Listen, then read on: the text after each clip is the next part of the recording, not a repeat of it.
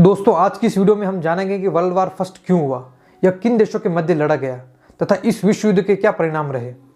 Hello friends, welcome to my YouTube channel जिसका नाम है सार्थक मान। अगर आप मेरे चैनल पर नए हो तो प्लीज़ मेरे चैनल को सब्सक्राइब करें। अगर आपको मेरी वीडियो पसंद आए तो मेरे वीडियो को लाइक भी करें। वर्ल्ड वार फर्स्ट 28 जुलाई 1914 से 11 नवंबर 1918 तक चला।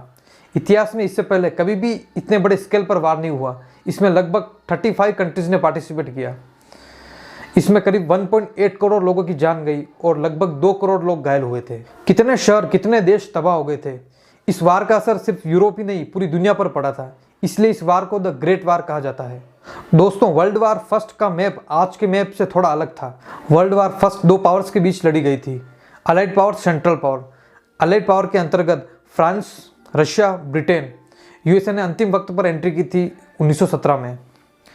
और अगर हम बात करें सेंट्रल पावर की तो सेंट्रल पावर के अंतर्गत Germany, Australia, Turkey and Bulgaria शामिल थे। अब बात करते हैं किन कारणों से वर्ल्ड वार फर्स्ट लड़ा गया। वैसे तो वर्ल्ड वार फर्स्ट का कोई एक कारण नहीं था, ऐसे कई सारे कारण थे जो कितने सालों से चले आ रहे थे।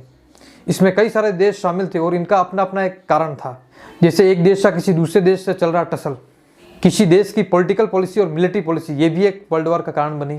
ये सारी वजह मिलकर एक बड़े वार के रूप में सामने आई। वर्ल्ड वार की कुछ और भी वजह थी। इसमें सबसे पहला कारण है म्यूचुअल डिफेंस अलायंसेस। इसके अंदर दो पार्ट हैं। फर्स्ट जो पार्ट है वो है ट्रिपल अलायंसेस 1982, जो जर्मनी, ऑस्ट्रेलिया, टर्की और इटली के बीच हुआ था। दूसरा जो है वो ट्रिपल एंटेंटी 1907। इसके अंदर फ्रांस, रशिया और ब्रिटेन शामिल थे। और जो दूसरा सबसे बड़ा कारण है वो है इंपेरियलिज्म। सभी बड़े यूरोपियन देश अफ्रीका और एशिया पर अपना कंट्रोल बढ़ाना चाहते थे ताकि वो उसके रिसोर्सेज और धन पर कब्जा कर सकें, और इनमें आपस में एक नई रेस शुरू हो गई थी।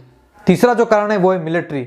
जर्मनी और ब्रिटेन जैसे देश अपनी सेना को काफ़ी ताकतवर बना रहे थे। और जो चौथा कारण है वो है बोस्निया के साल्विक पीपुल का ऑस्ट्रेलिया हंगरी से अलग होकर सर्बिया में जाने की चाहत। ये कुछ कारण थे वर्ल्ड वार फर्स्ट के। लेकिन जो इमीडिएट कारण बना वो था आर्चड्यूक फ्रांज फेर्डिनेंड, जो कि ऑस्ट्रेलिया हंगरी के प्रिंस थे। उनका 1914 में सेर्बिया में सेर्बियन लोगों द्वारा कत्ल कर दिया गया और फिर शुरू हुआ वार। और फिर ऑस्ट्रेलिया हंगरी ने सर्बिया पर वार डिक्लेयर कर दिया। ऑस्ट्रेलिया हंगरी की वजह से जर्मनी भी वॉर में इन्वॉल्व हुआ, क्योंकि ऑस्ट्रेलिया, हंगरी और जर्मनी तीनों आपस में डिफेंस अलायंस थे। जर्मनी की ताकत की वजह से ऑस्ट्रेलिया ने सर्बिया पर वार शुरू कर दिया। सर्बिया पर वार होने की वजह से रशिया इसमें इन्वॉल्व हो गया, क्योंकि सर्बिया और रशिया एक ही डिफेंस अलायंस थी और इसलिए जर्मनी ने रशिया पर भी वार डिक्लेयर कर दिया। रशिया और फ्रांस भी डिफेंस अलायंस में थे, इसलिए जर्मनी ने फ्रांस पर भी वॉर डिक्लेयर कर दिया।